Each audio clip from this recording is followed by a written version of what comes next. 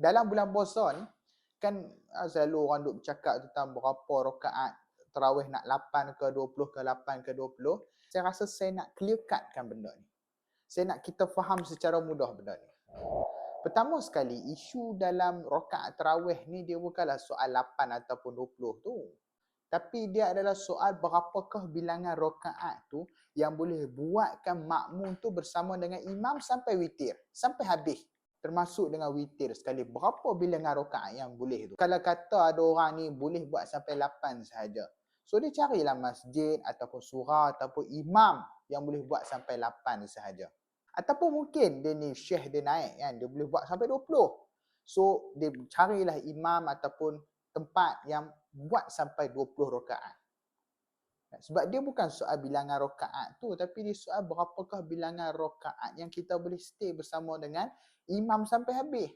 Kalau kata 8, cari hak 8. Kalau kata 20, carilah 20. Kalau awak datang ke Perlis, awak akan solat tarawih sebanyak 8 rakaat sahaja. Awak takkan sampai 20 di sini. 8 rakaat sahaja. Kemudian di sini tak ada selawat antara tarawih. So 2 rakaat, lepas tu 2 rakaat lagi, kemudian rehat, naik 2, lepas tu rehat, witir 3 rakaat. Sama ada 1 salam ataupun 2 salam. Bergantung kepada mana-mana masjid lah. Jadi itu yang ada di Perlis. Kadang-kadang orang duk bergaduh soal 8 ke 20 ni, kata kawan tu kata ini bid'ah.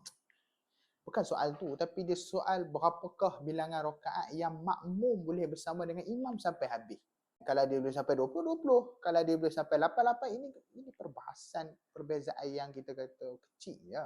Sebagaimana hadis Nabi SAW yang diriwayatkan oleh Abu Dzar Al-Ghifari radhiyallahu anhu, Nabi SAW sebutkan, man qama ma'al imam hatta yansarif kutiba lahu qiyamul lailah. Sesiapa yang berdiri, erti kata solat tarawih bersama dengan imam sampai imam tu habis, dituliskan baginya ganjaran orang yang qiyam satu malam. Hadis ni adalah riwayat At-Tirmizi. Hadis ini adalah hasan sahih sebagaimana yang disebutkan oleh Al-Imam At-Tirmizi rahimahullahu ta'ala. Jadi dalam soal ni kita tak perlu nak bergaduh, tak perlu nak itu, tak perlu nak ini. Bergantung pada kita. Tapi saya nak nasihatkanlah kan. Kalau kita, contoh kita berada di satu tempat yang mana imam tu buat 20, kita buat 8, rugilah. Kita tak dapat hadis yang Nabi sebut tu, tak dapat ganjaran tu, sayanglah. Jadi yang mana kalau mampu buat 8, cari hak 8. Kalau buat sampai 20, carilah hak 20. Wallahu ta'ala alam. Jadi fikir-fikirkanlah.